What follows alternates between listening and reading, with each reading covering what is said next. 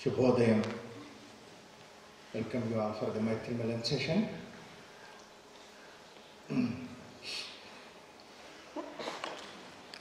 The consciousness, which is the essential component of us, we are consciousness. That's what we call it as Atma, Swarupa. Itself is the bliss, and also whatever that activity is done, it is by that.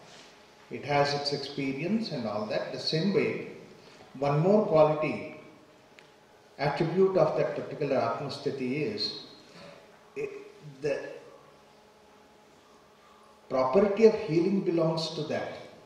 It is the healing which takes place from the consciousness itself, which means basically that you have the property of healing. It does not belong to anything from outside. And the word health comes from healing. And this health or the healing, it is not static property, it's a very dynamic thing. Every moment it happens. It continuously tries to get back into the balance, into the health. Like for example, hunger is going up from your natural state, and the moment that you give food, you come back to the natural state, you feel healthy. Tiredness is something which is going away from your nature, and then you rest, you get back to your balance. Look at the children. The moment that they are tired, they just in 1 second they go to sleep. Whereas adults have a problem. You suffer from insomnia. We can't sleep, we are tired. And if you do not sleep for next 5, 6, 7 days, you start feeling sickness. Where is that sickness starting from? It started from the time that we are tired and we are not able to get back to our natural state. This healing process is what is continuously guiding us. At this point of time that there are so many bacteria that is there around, but in spite of all that, we have the healing ability within us which tries to correct itself. Something wrong enters into your nose, nasal passage, you sneeze it out so that you get back to your health. So this way when you look at it, this whole process of health and healing is happening continuously, dynamically, all the 24 hours, every minute it is coming and taking care of you. In fact, even the medical doctor also, he will provide in such a way that creates an ambience around so that the healing takes place from within you. Like the simple thing is, if you have a bone broken, the doctor will put the pieces of bone together, see that it does not move, and he will also give you instructions, don't move this, so that the bone heals by itself. The healing nobody can give from outside. This is what our Indian philosophy looked at. Next, continue. This one, yeah. So, healing property is ours, health is our own nature. Sickness is something which is going away from our nature. That's what yesterday we have seen. Slowness, relaxation, calmness, all that which is supposed to be our natural state is supposed to be the health. And then going away from our nature, tension, speed, agitations at various personality level. In the table yesterday I have given, it is the way that we go away from our nature, and then basically yoga is trying to get you back to your nature. Now let us look into the way that World Health Organization arrived at the definition of health. In fact, there is no reason for defining health, because health is something which is common. Everybody is healthy. Everywhere health is there.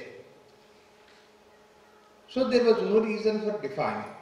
Only thing that they thought is somebody may be sick, somebody may be healthy, and if the sickness is not, that's what is health. So earlier definition of health has been that health is absence of sickness. See, sickness is the lowest level and health is the absence of sickness. That was okay.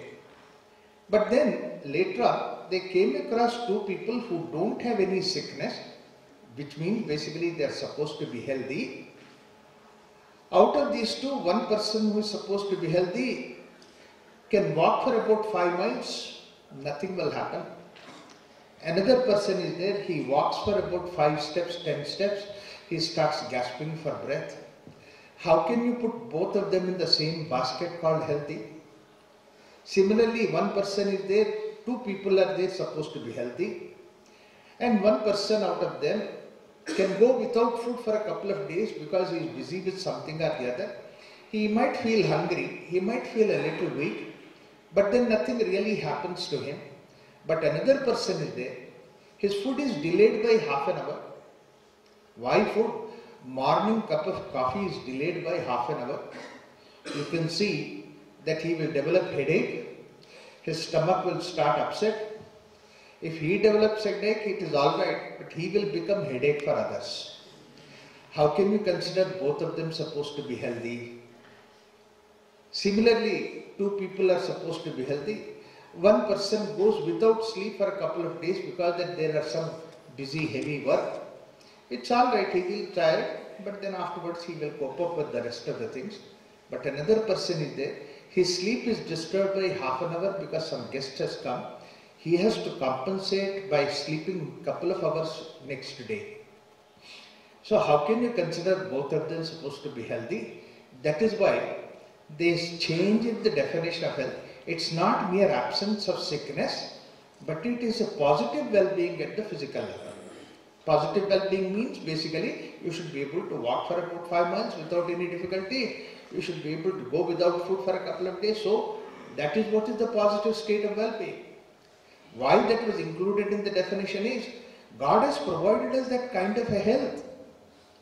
Look at the way how generously God has provided us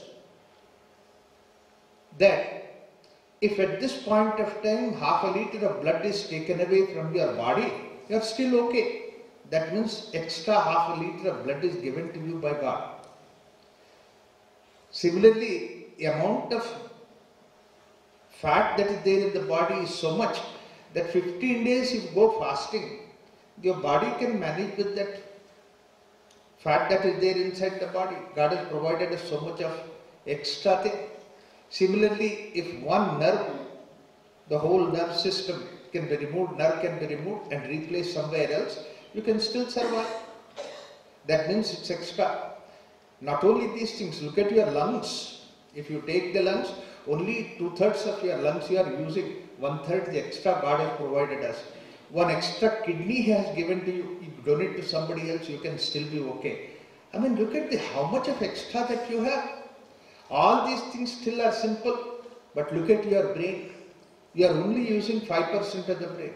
The extraordinary brainy person like Einstein is using only less than 10% of the brain. That means God has so generously given to you so much. Why don't you feel a positive well-being at your physical level? We have so much extra. This simple information is good enough for you to feel great, wonderful, healthy. So that is why they have included in the definition of health. Health is not mere absence of sickness, it's a positive well-being at the physical level. Later on, Sigmund Freud came onto the scene. He said it is not just only the physical well-being, but we should add one more parameter called as positive well-being at the mental level. This becomes very important because one may have wonderful physical well-being, but if it does not have mental well-being, what use is he of? How can you consider him to be a healthy person? You should have a positive well-being at the mental level. In fact, many times what happens is, a person who doesn't have a positive well-being at the mental level, he will be all the more strong at the physical well-being level. To handle one mental patient in the mental hospital, you require 4 healthy persons to handle him. That means his strength is at the physical level 4 times greater physical well-being. See, mental well-being is important. In a mental hospital, they were organizing a program of decorating somebody, something like that. A press lady came to run an interview, and then she came to the director and asked what's happening. The director said, there was a person who we thought him to be the patient in this particular clinic for mental hospital for such a long time. Today we found that he is not only not a patient, but he is useful to the society. What has he done? There is another mental patient who has a mental sickness of habit of committing suicide. He jumped into the well, and this fellow jumped behind him into the well and then saved him. Such a wonderful work he has done. So we thought that he will be useful to the society. So we are trying to honor him and release him.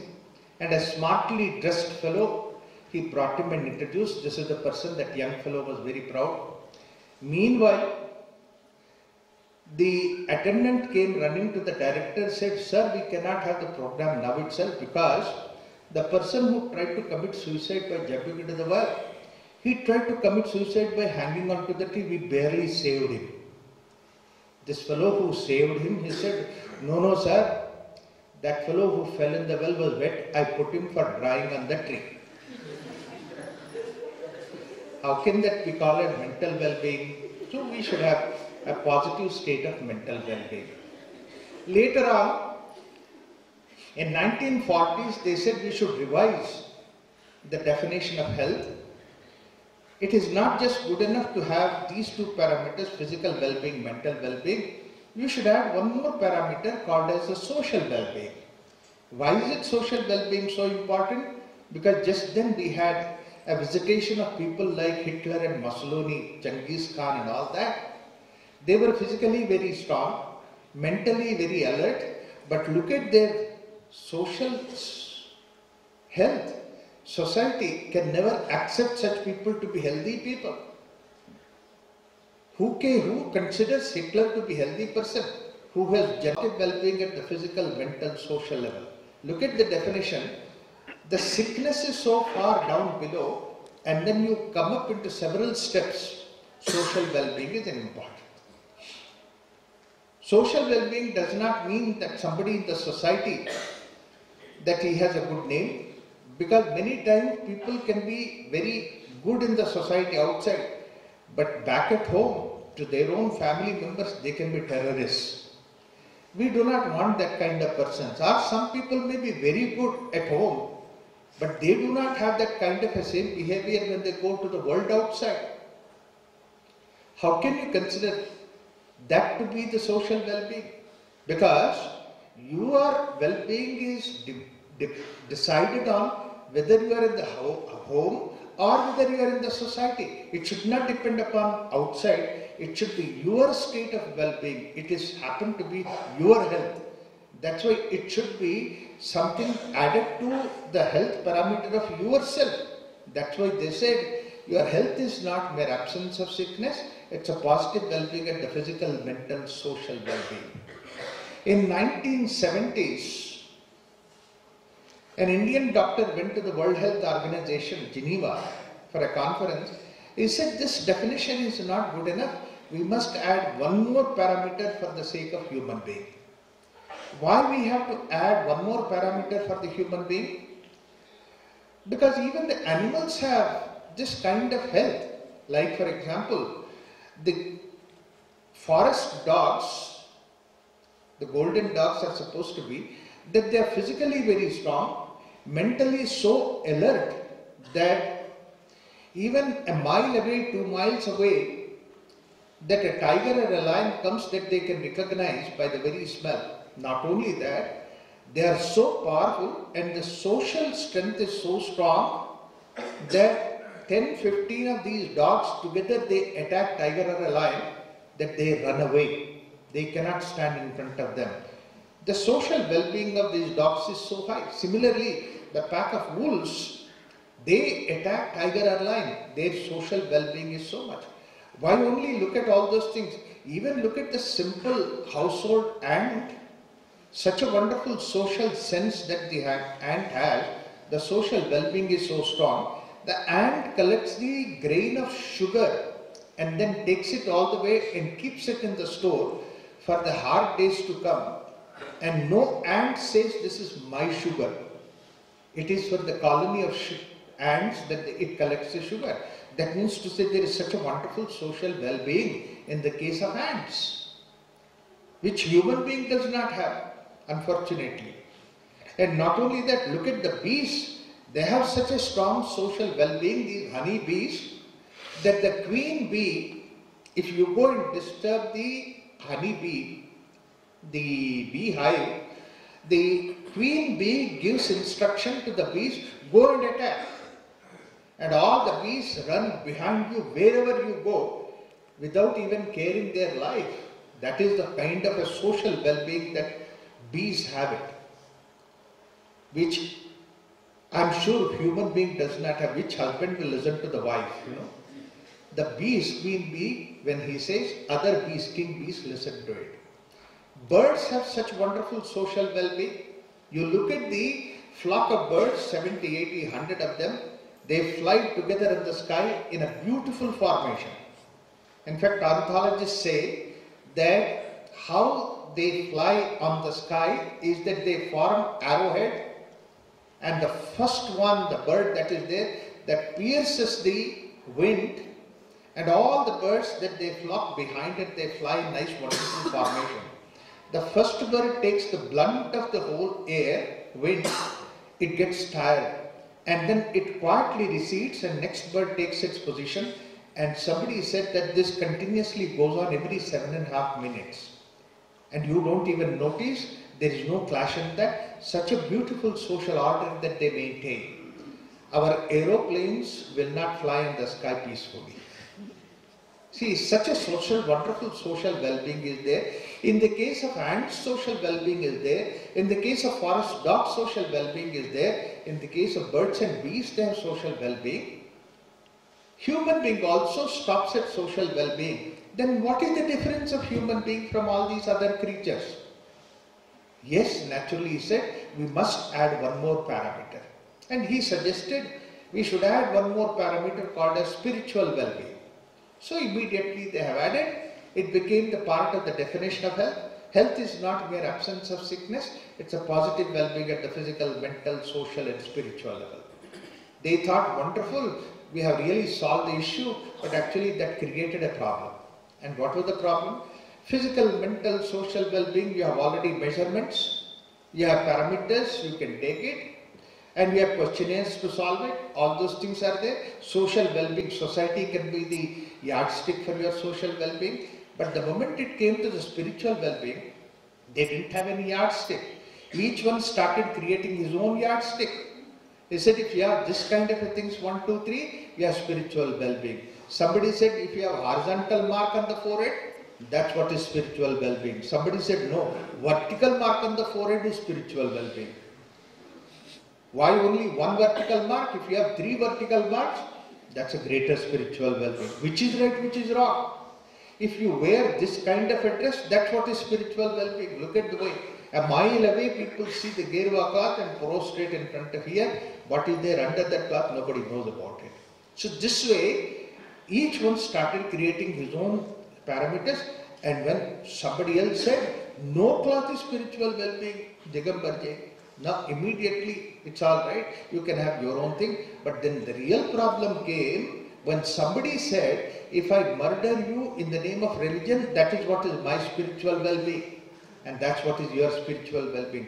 Immediately they were alarmed and they put it in the parenthesis, in the brackets, and they had conducted several seminars and discussions. We were also part of the seminar, and later on, in late 1990s, that they have opened that because they have come out with the definition of spiritual well-being. I do not want to go into the detail at this point in time, what is that spiritual well-being, but the most important aspect is that definition of health is so lofty, it is not sickness, absence of sickness, it's a positive state of health at physical, mental, social, spiritual level. Such a huge ladder they have created, but when it came to the management of health, they were at the very first step. That means if you have sickness, I have something to give you. If you do not have any sickness, I don't have anything to give you. You go to the best of your friends who is a doctor, how are you? And you say, I am fine. Then come on, take these tablets. You think something wrong with the doctor. There is nothing to prescribe.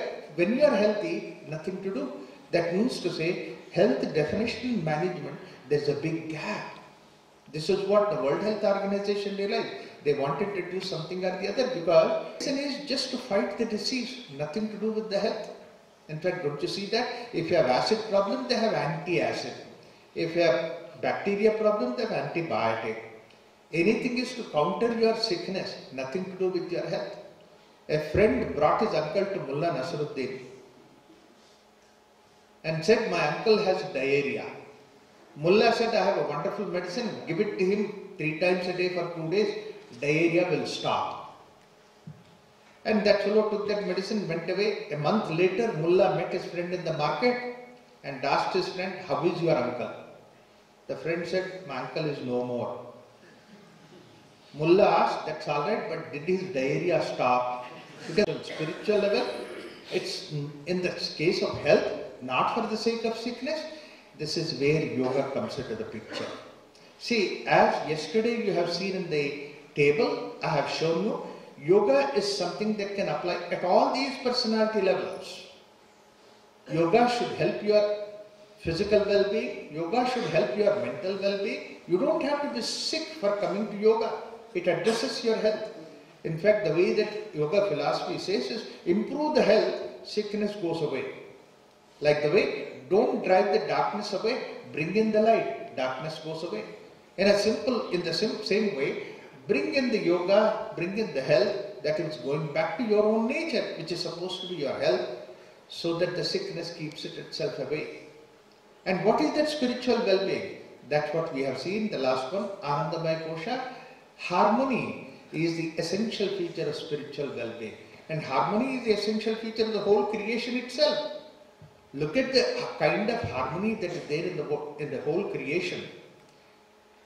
If you take a plant, the roots in the soil and the flowers and the foliage in the sky, they have such a beautiful harmony.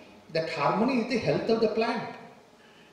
The plant survives because of that harmony. You look at the coconut tree, the roots are there in the soil, almost like 60 feet above there is coconut, and then look at the harmony, the roots pick up water and sends it all the way safely, going through all the filter and gets into the coconut in such a way that even a sick person, you just take out that coconut, it has a sterilized water, such a wonderful thing. Extraordinary wonderful harmony between that. Look at the North Pole and South Pole in a magnet. Such a beautiful harmony, you cut that magnet into 2 pieces, once again there is North Pole and South Pole.